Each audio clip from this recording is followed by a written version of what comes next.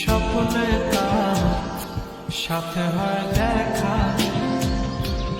স্বপ্নে না, আজকে আপনাদের দেখাতে নিয়ে যাবো স্বপ্নের মতো সুন্দর একটি জায়গাতে। আর আজকে আমরা যাব ইউমিবুতাই, যার বাংলা করলে হয় স্বপ্নের মঞ্চ।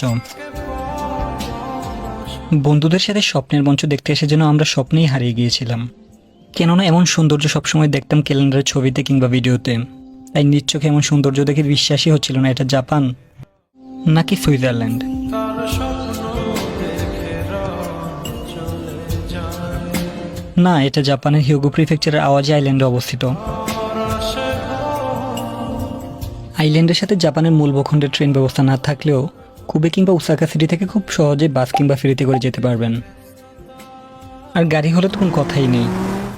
আর এখানে এসে চিরসবুজ এই প্রকৃতি দেখলে যে কেউই হারিয়ে যাবেন।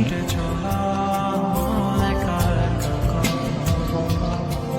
কত কিছু বলে ফেলা, তাকে ভালোবেসে ফেলা, এই ভালোবাসাতেই চিরসবুজ এই পাহাড় থেকে সমুদ্রের ওই নীল জলরাশির দেখার যে ভিউটা সত্যিই অসাধারণ ছিল।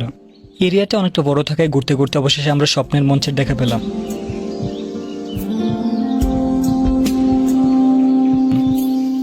তারপর কিছু ছবি ভিডিও নিয়ে তারপর চলে যাই আমরা পাশের আরেকটি স্পট হানাসাজিকিতে।